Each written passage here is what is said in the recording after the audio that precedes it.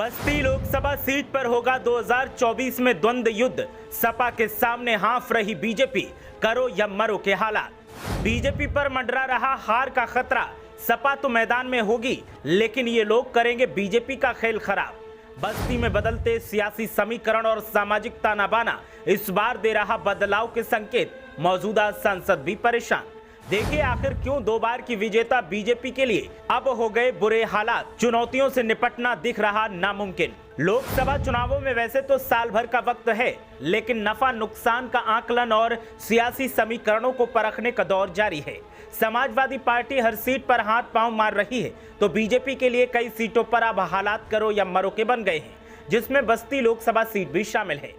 वैसे तो बस्ती में 2014 और 2019 के लोकसभा चुनाव में बीजेपी ने जीत दर्ज की है, लेकिन 2022 विधानसभा चुनावों में बीजेपी के लिए खतरे का संकेत मिला और वोट बैंक के सपा में ट्रांसफर होने का संकेत दिया, जिसके बाद से बीजेपी के मौजूदा सांसद भी पसीना छोड़ रहे हैं। आखिर विधानसभा चुनावों में ऐसा क्या हुआ जो बीजेपी के लिए इतने हालात बुरे हो गए, सपा के लिए आसानी हो गई? जानते हैं ग्राफिक के जरिए। 2022 में हुए यूपी के विधानसभा चुनाव के परिणाम ने बीजेपी की चिंताओं को बढ़ा दिया।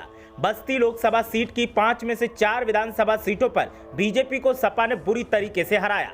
सपा के बस्ती सदर से महेंद्र नाथ यादव, कप्तानगंज से अतुल चौधरी, रुधौली से राजेंद्र चौधरी और महादेवा सीट से दूधराम ने जीत दर्ज की थी।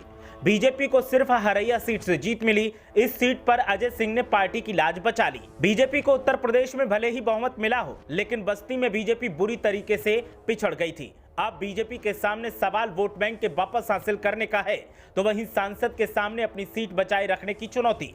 ऐसे में ग्राफिक के जरिए जानते हैं कि सामाजिक ताना बाना क्या कहता है और किस वर्ग का वोट बैंक यहाँ निर्णायक साबित होता है। बस्ती सीट के जातीय समीकरण की बात करें तो यहाँ दलितों की आबादी 4,23,000 है। सामान्य वर्ग की संख्या यहां 4,15,000 के करीब बताई जाती है। बस्ती लोकसभा सीट पर ओबीसी की आबादी की संख्या करीब 7 लाख के आसपास है। साथ ही अन्य मतदाताओं की संख्या करीब 1,50,000 के करीब है। सियासी जानकारों का मानना है कि विधानसभा चुनाव में बीजेपी की हार का कारण उसी के नेताओं की इच्छा पूर्ति के चलते ऐसा हुआ। बीजेपी नेताओं में पद हासिल करने और टिकट न मिलने के बाद मनमुटाव का फायदा सपा को मिला और उसका नतीजा ये रहा कि वोट बैंक लोकसभा चुनाव में बीजेपी के साथ था, वो विधानसभा चुनाव में सपा के खाते में आ गया। ऐसे में बीजेपी में इस बार उम्मीदवार बदलने की सुगबुगाहट सुनाई दे रही है, ताकि जीत को पक्का किया जा सके।